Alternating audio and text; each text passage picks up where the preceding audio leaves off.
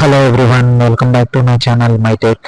రీసెంట్గా గత కొన్ని నెలలుగా మీరు ఇండియన్ స్టాక్ మార్కెట్ని గట్ట అబ్జర్వ్ చేస్తే చాలా డౌన్ఫాల్ అయితే కన్ఫర్మ్ వచ్చింది. అండ్ ఎస్పెషల్లీ దానికి చాలా కారణాలు ఉన్నాయి, అండ్ అది కూడా మనం డిస్కస్ చేద్దాం. బట్ ఏదైతే నిఫ్టీ 50 అండ్ అలాగే BSE 500 అంటే ఏదైతే మన లిస్టెడ్ కంపెనీస్లో టాప్ 50 లేదా టాప్ 100 ఇవి ఏదైతే తీసుకొని సెన్సెక్స్ అని నిఫ్టీ అని ఏవైతే మనకి ఇస్తారో అవైతే గత కొన్ని నెలలుగా, ఈవెన్ గత 6 నెలలు తీసుకున్నా కూడా కొన్ని అయితే 11%, కొన్ని అయితే 8%, ఇట్లా చాలా హ్యూజ్ క్రాష్ అయితే కన్ఫర్మ్గా అయింది.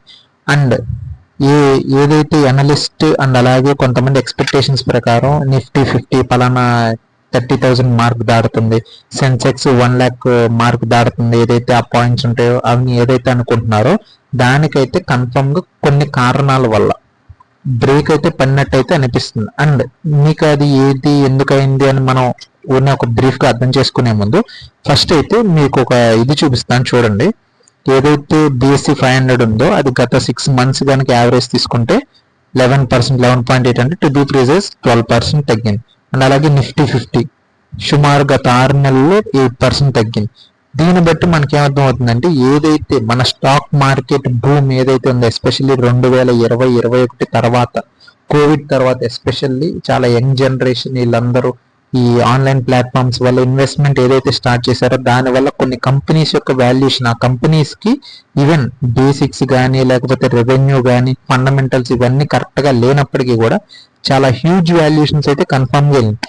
సో దానివల్ల అండ్ అలాగే ఇప్పుడు కొన్ని ఈవెన్ గ్లోబల్ కొన్ని సిచ్యువేషన్స్ వల్ల అండ్ అలాగే మన ఇండియాలో కూడా కొన్ని డొమెస్టిక్ అంటే మన ఇంటర్నల్ సిచ్యువేషన్స్ వల్ల కూడా ఇది ఏదైతే స్టాక్ మార్కెట్ కరెక్షన్ కానీ క్రాష్ కానీ, కొంతమంది క్రాష్ అంటున్నారు, కొంతమంది కరెక్షన్ అంటున్నారు, what ever it may be, అది కన్ఫర్మ్గా మనం చూడాల్సి అయితే వస్తుంది.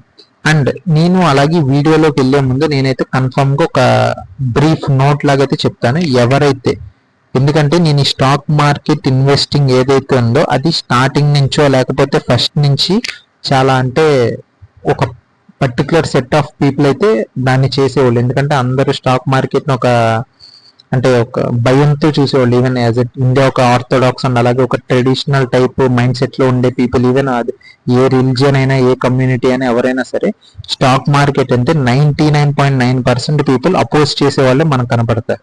అలాంటిది స్కామ్ 1992 లేకపోతే హర్షద్ మెహతా లేకపోతే ఇంకైనా సమ్ అదర్ మూవీస్ వల్ల కానీ లేదా ఇన్స్టాగ్రామ్ ఇన్ఫ్లుయెన్సెస్ వల్ల కానీ అండ్ అలాగే ఇన్వెస్ట్మెంట్ని చాలా ఈజీగా యాక్సెసిబుల్గా చేయటం వల్ల కానీ గత 4-5 సంవత్సరాల్లో మన స్టాక్ మార్కెట్లో మన ఇండియన్స్ యొక్క పాత్ర లేకపోతే మన ఇండియన్స్ యొక్క ఇన్వెస్ట్మెంట్ అయితే చాలా పెద్ద లెవెల్లో పెరిగిందనే చెప్పాలి.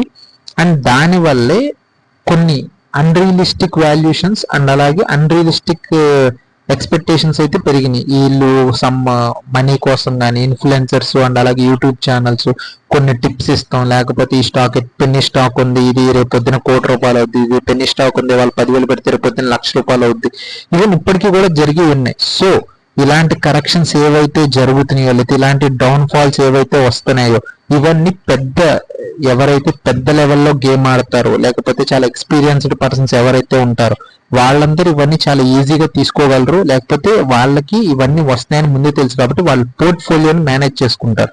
దేన్ని ఎక్కడ ఎలా పెట్టుకోవాలి, ఒకవేళ ఇది పోతే మనకి నెక్స్ట్ ఏంటి, కమోడిటీస్లో పెడదామా, గోల్డ్లో పెడదామా, బిట్కాయిన్లో పెడదామని. సో ఎవరైతే ఇట్లాంటి వేగ్ టిప్స్ మీద లేకపోతే సజెషన్స్ మీద పెడుతున్నారో వాళ్ళందరికీ ఐ హంబ్లీ రిక్వెస్ట్, మీరు మీ పోర్ట్ఫోలియోని ఒకసారి చూసుకోండి. ఏదన్నా సమ్ ఉల్టా సీదా ఏదన్నా గనక మీరు చేసుంటే ఒక్కసారి రివ్యూ అయితే చేసుకోండి. నేనేమి అమ్మేయండి లేకపోతే ఇంకోటి ఏదో సమ్ అదర్ అనేది నేను చెప్పను కానీ, but please review your portfolio. And అలాగే మనం వీడియోలోకి వెళ్ళే ముందు జనరల్గా స్టాక్ మార్కెట్ ఇట్లాగా పడిపోతుంది లేకపోతే ఇంకైనా సమ్ అదర్ అంటే అందరూ మోస్ట్లీ యూజ్ చేసే వర్డ్ క్రాష్ అయిపోయింది. బట్ స్టాక్ మార్కెట్ టర్మినాలజీ అయితే అది కాదు.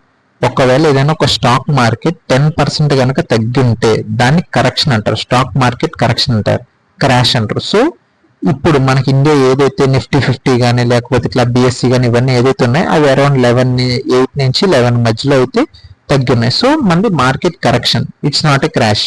అది ఫస్ట్ పాయింట్. అలాగే ఒకవేళ 20% కనుక ఏదైనా స్టాక్ మార్కెట్ తగ్గితే దాన్ని బేర్ మార్కెట్ అంటారు. అండ్ అలాగే 30% ఆ కింద గనక ఆ పైన కనుక తగ్గితే దాని deep bear market or crash, అప్పుడు కొంతమంది క్రాష్ అంటారు. సో ఇది ఒక టెక్నికల్ టర్మ్స్ అనమాట. 10% కనుక తగ్గితే దాని కరెక్షన్ అంటారు, 20% కనుక తగ్గితే బేర్ మార్కెట్ అంటారు, 30% కనుక తగ్గితే either crash or deep bear market అనేది అంటారు. ఇది జనరల్ గా. అండ్ అలాగే కమింగ్ టు నెక్స్ట్ న్యూస్ ఏంటంటే, నెక్స్ట్ న్యూస్ అంటే ఇన్ ద సెన్స్ తర్వాత అంటే వీడియో కంటిన్యూస్ ఏంటంటే, ఈవెన్ 2025 అంటే ఇప్పుడు ఏదో స్టాక్ మార్కెట్ పడిపోయింది, మేబీ కొన్ని గ్లోబల్ సిచ్యువేషన్స్ వల్ల కానీ, లేకపోతే ఇంకేమైనా సమ్ అదర్ సిచ్యువేషన్స్ వల్ల పడిపోయి ఉంటే, మేబీ ఇంకొక 2 నెలలు 3 నెలలు 4 నెలలు అయితే మేబీ తర్వాత మళ్ళీ ఇట్లాగే మనం చాలా హై వాల్యుయేషన్స్ పెట్టచ్చు, మనం 100 రూపాయలు పెడితే 1000 రూపాయలు అయిపోద్దని ఇంకా అంటే కొంతమంది అనుకుంటారు. ఎందుకంటే కొంతమందికి ఒక రకంగా ఏంటంటే ఈ ఇన్వెస్ట్మెంట్స్ కానీ ఇవన్నీ కూడా ఇండైరెక్ట్ గా వాళ్ళ బ్రెయిన్ లో డోపమీన్ అని ఒక హిట్ ఉంటుంది. నేను ఎప్పుడన్నా ఆ డోపమీన్ హిట్ ఏంటి, ఇన్స్టాగ్రామ్ రీల్స్ ఏంటి, ఇన్వెస్ట్మెంట్స్ ఏంటి, ఫోమో ఏంటి, ఇట్లాంటి అన్నిటి మీద మనం అయితే మళ్ళీ నేను ఒక వీడియో అయితే చేస్తాను. ఎందుకంటే చాలా ఇంపార్టెంట్ టాపిక్, మనందరికీ తెలియాలి. అవన్నీ మనకి చెప్పాల్సినవి చెప్పకుండా ఏదో వేరే ఫూలిష్ థింగ్స్ లేకపోతే అన్వాంటెడ్ థింగ్స్ మనకి ఎక్కువైపోయి జనరల్ గా మన యాజ్ ఏ కామన్ ఇండియన్, అంటే మన ఇండియన్స్ కాబట్టి ఇండియన్స్ మేబీ ప్రపంచంలో అనుకున్నా సరే ఈవెన్ ఎవరైనా సరే వాళ్ళకి ఇవ్వాల్సిన నాలెడ్జ్ లేదా ఇవ్వాల్సిన ఇన్ఫర్మేషన్ ఇవ్వకుండా ఏదో వేరే వేరే యూజ్లెస్ థింగ్స్ ఇచ్చేసి యూజ్ఫుల్ వాటిని చాలా ఏమంటారు ఇంటెన్షనల్ గా పక్కన పెడుతున్నారు. సో దాన్ని మనం అయితే మళ్ళీ వీడియో చేద్దాం. అండ్ ఈ వీడియోలో మనం ఇప్పుడు న్యూస్ బట్టి చూస్తే ఈవెన్ 2025 చివరికి కూడా అంటే 2025 ఎండ్ వరకు కూడా ఈవెన్ తగ్గచ్చు, ఒకవేళ ఈవెన్ పెరిగిన ఒకవేళ 2025 హాఫ్ తర్వాత అంటే మేబీ జూన్ జూలై తర్వాత ఏమన్నా మార్కెట్ లో మళ్ళీ రేస్ కనిపించినా కూడా ఏదైతే కోవిడ్ లెవెల్స్ ఏవైతే ఉన్నాయి 2020, 21, 22 ఆ టైంలో మార్కెట్ వాల్యుయేషన్ అంతా ఇంకా $3 trillion, $2 trillion ఏదైతే పెరిగిందో అది కన్ఫర్మ్ గా చూడలేము, లేకపోతే చూడకపోవచ్చు అనేది అయితే కన్ఫర్మ్ తెలుస్తుంది. అండ్ ఇది ఎంత ఇదంటే ఆఖరికి జొమాటో, జియో ఫైనాన్షియల్ సర్వీసెస్, టీసీఎస్, అలాగే ట్రెంట్ ఇట్లాంటి పెద్ద పెద్ద కంపెనీస్ కూడా 4 to 28% వరకు ఆన్ యావరేజ్ అంటే ఒక్కొక్క కంపెనీ ఒక్కొక్క లెవెల్లో చాలా పెద్ద లెవెల్లో అయితే వాళ్ళ స్టాక్స్ ఫాల్ అయితే అవుతున్నాయి. అండ్ ఈ ఫాల్ అవుతుంది ఏదైతే ఉందో అది కన్ఫర్మ్ గా మనందరం తెలుసుకోవాల్సిన విషయం. ఇది నేను ఎందుకు చెప్తున్నానంటే ఒక స్టాక్ మార్కెట్ కరెక్షన్ అయింది లేకపోతే వేరే సమ్ అదర్ ఉన్నాయి. నేను ఇది మెయిన్ గా వీడియో చేయడం గల కారణం ఏంటంటే నేను ఆల్రెడీ నాకు చెప్పినట్టు ఏదైతే ఫైనాన్షియల్ ఇన్ఫ్లుయెన్సెస్ అండ్ అలాగే ఇన్స్టాగ్రామ్ లో అయితే మన వేరియస్ యాప్స్ ఏవైతే వచ్చినాయో ఇన్వెస్ట్మెంట్ కోసం, దాని వల్ల చాలా యంగ్ జనరేషన్ ఈవెన్ కొంతమంది అప్పులు తీసుకొని కూడా ఇన్వెస్ట్మెంట్ చేసిన వాళ్ళు ఉన్నారు. సో వాళ్ళందరూ ఏవైతే ఉన్నారో వాళ్ళకి ఇన్ఫర్మేషన్ ఉండాలి, ప్రపంచంలో ఏం జరుగుతుంది, లేకపోతే మన ఇండియన్ మార్కెట్లో ఏం జరుగుతుంది, లేకపోతే వాళ్ళు ఇన్వెస్ట్మెంట్ చేసిన పర్టికులర్ సెక్టార్ లో ఏం జరుగుతుంది, వాళ్ళు బ్యాంక్ లో ఇన్వెస్ట్ చేస్తే బ్యాంకింగ్ సెక్టార్ లో ఏం జరుగుతుంది, లేకపోతే ఇంకైనా సమ్ అదర్ కమోడిటీస్ మార్కెట్ అయితే కమోడిటీస్ మార్కెట్ లో ఏం జరుగుతుంది, అండ్ ఇంకైనా సమ్ అదర్ అయితే దానిలో ఏం జరుగుతుంది. బట్ ఇవన్నీ చెప్పేవాడు ఎవడున్నాడు, మోస్ట్లీ చెప్పేది ఏంటంటే ఇది పెన్నీ స్టాక్, దీన్ని కొనండి మీకు రేపు పొద్దున మల్టీ బ్యాగర్ అవుతుంది, లేకపోతే నేను ఇంకేమైనా సమ్మదర్ అని చెప్పని ఇవే చెప్తారు. మీరు ఇన్స్టాగ్రామ్ లో చూడండి, యూట్యూబ్ లో చూడండి, లేకపోతే ఇది అప్పుడు కంపెనీ దీని ప్రాఫిట్ ఒకేసారి 100% పెరిగింది సో ఇన్వెస్ట్ చేయండి అని అయితే కన్ఫర్మ్ ఇవే చెప్తారు. సో దీన్ని ఏదైతే మాయలో పడి ఎవరైతే ఇన్వెస్ట్ చేశారో వాళ్ళందరికీ కన్ఫర్మ్ గా ఈ వీడియోని షేర్ చేయండి. ఎందుకంటే ఇది కన్ఫర్మ్ ఈవెన్ 2025 ఎండ్ వరకు కూడా ఏమి ఇది అంటే సాల్వ్ అయ్యేదో సెట్ అయ్యే ఇష్యూ అయితే కాదు. ఈవెన్ సెట్ అయినా కూడా ఏదైతే ఇప్పుడు ఫాల్ ఏదైతే అయ్యిందో అది ఫుల్ గా రికవర్ అయితే సిచ్యువేషన్స్ అయితే కన్ఫర్మ్ గా లేవు. అండ్ ఏదైతే కారణాలు ఏదైతే ఓకే స్టాక్ మార్కెట్ పడిపోతుంది, మన యంగ్ జనరేషన్ ఇవన్నీ ఉన్నారు వాళ్ళు జాగ్రత్తగా ఉండాలి, లేకపోతే ఎవరైతే స్టాక్ మార్కెట్లో ఇన్వెస్ట్ చేశారో వాళ్ళు ఒకసారి వాళ్ళ పోర్ట్ఫోలియోని అయితే ఒకసారి అసెస్ చేసుకోవాలి. బట్ కారణాలు ఏంటి? ఫస్ట్ అండ్ మెయిన్ రీజన్ వచ్చేసరికి ట్రంప్. ఎవరైతే ట్రంప్ వచ్చారో ఆయన టారిఫ్స్ అండ్ అలాగే ఆయన మేక్ అమెరికా గ్రేట్ అగైన్ ఈ రెండు నినాదాలు కానీ లేకపోతే ఈ రెండు ఆయన ఆలోచనలు ఏవైతే ఉన్నాయో అవి కన్ఫర్మ్ గా మన ఇండియన్ స్టాక్ మార్కెట్ మీద అయితే డెఫినెట్ గా ఇంపాక్ట్ అయితే చూపిస్తున్నాయి. అండ్ అలాగే రీసెంట్ గా రెసిప్రోకల్ టారిఫ్స్ అని ఏదైతే ఆయన అన్నారంటే ఏ కంట్రీ అమెరికా మీద ఎంత టారిఫ్స్ లేకపోతే పన్ను విధిస్తుందో తిరిగి అమెరికా ఆ యొక్క కంట్రీ నుంచి వచ్చే ఆ పర్టికులర్ గూడ్స్ మీద సేమ్ అమౌంట్ ఆఫ్ టారిఫ్ అయితే విధిస్తారనేది చెప్పారు. సో ఇది one of the main reason.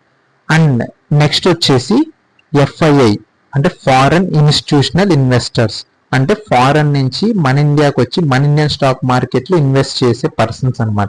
ఇది మీకు అర్థం కావాలంటే నేను మీకు ఒక కౌంట్ చెప్తాను నేనండి. ఒకవేళ ఎవరన్నా ఒక పర్టికులర్ ఫారెన్ నుంచి 2020లో మన ఇండియన్ స్టాక్ మార్కెట్లో ఒక $100 ఇన్వెస్ట్ చేయడానికి వచ్చారనుకోండి ఫర్ సపోజ్.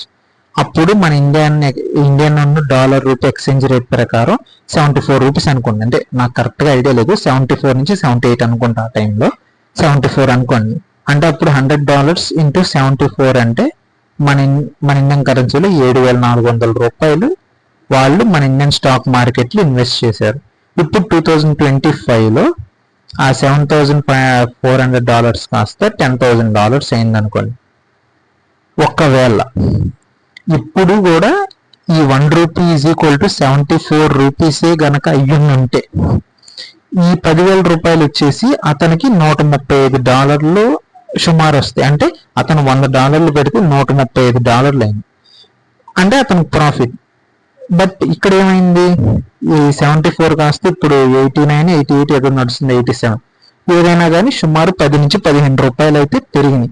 సో ఈయనకి ఏదైతే $135 రావాల్సింది ఇప్పుడు అది 110 లేకపోతే 107, ఈవెన్ కొన్ని కేసెస్లో అయితే తగ్గినవి కూడా ఉన్నాయి. సో ఎవరైతే వీళ్ళు ఉన్నారో ఈ రూపీ క్రాష్ అవటం ఏదైతే ఉందో దీనివల్ల ఈవెన్ వాళ్ళు పెట్టిన అమౌంట్ 7,400 రూపాయలు పెట్టారు, 10,000 రూపాయలు అయినాయి. బట్ మన ఇండియన్ కరెన్సీ డిప్రిషియేట్ అవటం వల్ల వాళ్ళు డాలర్స్లో కన్వర్ట్ చేసి మళ్ళీ అక్కడ అమెరికాకు ఇంకొక కంట్రీకో తీసుకెళ్లేటప్పుడు వాళ్ళకి అంత వాల్యూ అయితే అనిపించట్లేదు. $100 పెడితే $107, $110 వస్తే అది ప్రాఫిట్ కాదు కదా. సో దానివల్ల ఎవరైతే ఈ ఫారెన్ ఇన్స్టిట్యూషనల్ ఇన్వెస్టర్స్ ఉన్నారో వాళ్ళు వాళ్ళ యొక్క అమౌంట్ని, ఎందుకంటే ఇంకా రూపీ పతనం అయిపోద్దనే చెప్తున్నారు చాలా మంది ఎనలిస్ట్. ఈవెన్ ట్రంప్ టెన్యూర్లో అంటే 2025 నుంచి 29 మధ్యలో ఒకవేళ ట్రంప్ ఇప్పుడు మాటలు చెప్పే విధంగానే గనక ఆయన పరిపాలిస్తే, లేకపోతే ఆయన అమెరికాని ఆ దిశగానే నడిపిస్తే మన ఇండియన్ కరెన్సీ 90 నుంచి 95 రూపీస్ అవుతుంది డాలర్తో కంపేర్ చేస్తే. సో ఈ ఫారిన్ ఇన్స్టిట్యూషనల్ ఇన్వెస్టర్స్ ఎవరైతే ఉన్నారో అంత దాకా వస్తే వాళ్ళకు ప్రాఫిట్ కూడా కనబడదు ఆఖరికి. సో ఇప్పుడే వాళ్ళు ఏ కంపెనీస్లో ఇన్వెస్ట్ చేశారో అవన్నీ తీసుకొని అయితే వెళ్ళిపోవడం జరుగుతుంది. అండ్ అలాగే నెక్స్ట్ వచ్చేసి మన డొమెస్టిక్ రీజన్ అనమాట. ఆల్రెడీ ఇందాక మనం మాట్లాడుకున్నాం, ఏదైతే మన ఇండియాలో గత జీడిపి ఏదైతే మన ఫిగర్స్ ఏవైతే వచ్చినాయో 5.5%, 5.4% మట్టికే మనం గ్రో అయ్యాం. అండ్ అలాగే కొన్ని ఎఫ్ఎంసీజీ కంపెనీస్ అంటే ఫాస్ట్ మూవింగ్ కన్జ్యూమర్ గూడ్స్ అంటారు, అంటే ఈ బిస్కెట్ ప్యాకెట్స్ లేకపోతే సర్ఫ్ ప్యాకెట్స్, గ్రాసరీస్ ఇట్లాంటి, అంటే మన హిందుస్థాన్ యూనిలివర్ అని, ఐటీసీ అని, లేకపోతే ఈ డాబర్ అని, ఇట్లాంటి ఏవైతే కంపెనీస్ ఉన్నాయో వాటన్నిటి యొక్క రెవెన్యూ కానీ అయితే వాటన్నిటి యొక్క రిపోర్ట్స్ కానీ మీరు కనుక చూస్తే వాళ్ళందరూ ఒకటే చెప్పారు, మన కన్జంప్షన్ ఏదైతే డొమెస్టిక్ కన్జంప్షన్ ఉందో అది తగ్గుతుంది లేదా తగ్గుముఖం పడుతుందని అయితే చెప్పారు. అంటే దీన్ని బట్టి ఏంటంటే ఇప్పుడు జనరల్ గా మన ఇంట్లో ఈవెన్ మనం ఏమన్నా వస్తువులు కొనుక్కోకపోయినా లేకపోతే ఇంకైనా సమ్ అదర్ వాటిలో ఇన్వెస్ట్మెంట్ చేసినా చేయకపోయినా మనం ఓవరాల్ గా ఏం చేస్తాం, మన ఇంట్లో కన్ఫర్మ్ గా సర్ఫ్ ప్యాకెట్లు అని, బిస్కెట్ ప్యాకెట్లు అని, లేకపోతే ఇంకైనా సమ్ అదర్ ఐటమ్స్ ఉంటాయి కదా, అంటే షాంపూస్ అని, ఇంకా some other fast moving consumer goods లో కేటగిరీలోకి వచ్చి అవి ఏంటంటే అవి వాడకుండా ఏ మనిషి ఉండలేదు.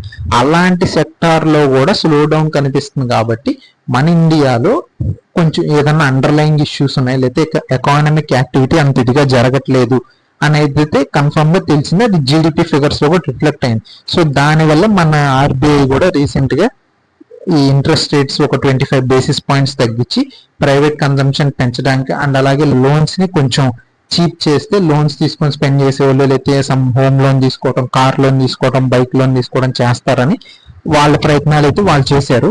సో ఇట్లాంటి వేరియస్ రీజన్స్ వల్ల అయితే మన ఇండియన్ స్టాక్ మార్కెట్ కొంచెం ఇబ్బందులు కానీ లేకపోతే ఇది కానీ ఉంది. సో నేను మళ్ళీ చెప్పేది అదే, మన ఎవరైతే సోషల్ మీడియా యంగ్ ఇండియన్స్ వీళ్ళందరూ ఎవరైతే ఉన్నారో దాని ద్వారా ఇన్వెస్ట్ చేసేవాళ్ళు వాళ్ళందరూ మళ్ళీ ఒకసారి వాళ్ళ యొక్క పోర్ట్ఫోలియోని అసెస్ చేసుకోవటం, ఏమన్నా లేకపోతే వాళ్ళ పోర్ట్ఫోలియోని రీఅరేంజ్ చేసుకోవటం, ఇవన్నీ కన్ఫర్మ్ గా వాళ్ళు చేయాల్సిన థింగ్స్ అనమాట.